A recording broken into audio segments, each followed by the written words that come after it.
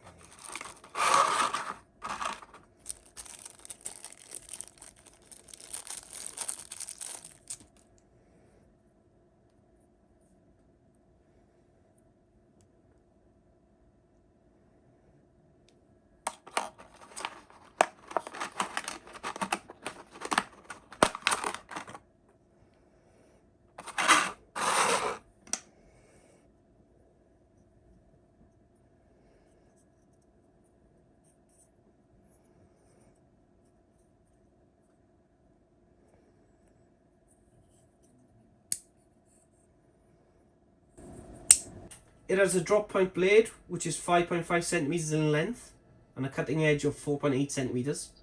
The satin finish looks quite nice. It's hollow grind and it's made of N690 stainless steel. The N690 is a high-end stainless steel with an alloy that is common used in pocket knives. It's durable, very hard steel that is wear resistant and quite cheap to produce.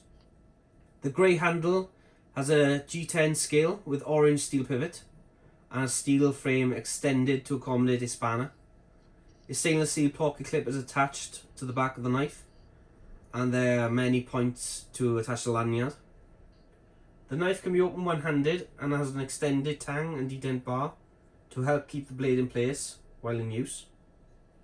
The knife has a non-locking blade, and as the blade is under 3 inches, it can be legally carried in the United Kingdom and most of Europe. However, the innovative design and supplied locking pin easily enable you to modify the configuration to lock the blade within seconds. Place the locking pin on a lanyard and effectively you've got a legal carry locking knife, as it's not a locked knife until you apply the pin. At 13 centimeters in extended length and only 70 grams, it's a light, compact knife. It'll go unnoticed in the pocket. Although it's not unsuitable for heavy duty tasks really. I have medium sized hands and the contouring is comfortable with the G10. It has like a chalky texture.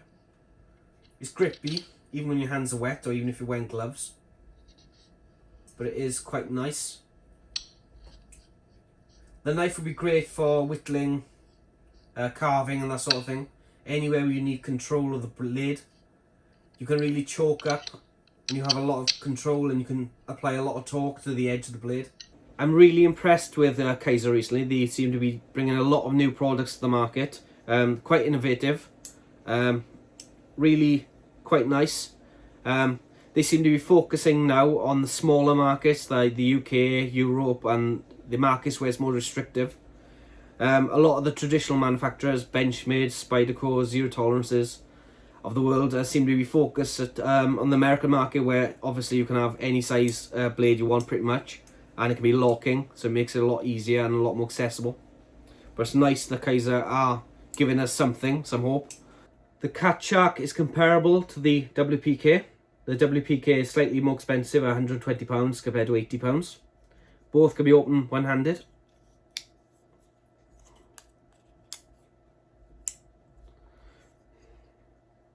The detent seems to be a lot stronger on the Cat Shark, but the friction folding bar is longer on the WPK. You've got obviously the stone wash compared to the satin finish, and the drop point compared to the sheep's foot. The sheep's foot is slightly longer in length. Not a lot in it really. They're both quite small knives. Obviously the main selling point of the Cat Shark is the ability to lock that blade. And I think that is a critical point if you need a knife that you're going to use quite heavily. You need the ability to basically lock that blade for safety. It would be nice to see Kizer modify the design of the WPK. If they drilled a hole there, the hole already exists in the tang, so they could easily have added that. I look forward to Kizer's new products. I think this is a good design. I think it's going to be really popular here in the UK. That's it for today, guys. I hope you've enjoyed the video. I'm going to try and upload more frequently in the new year. That being said, have a good Christmas, have a good New Year, and I'll see you soon.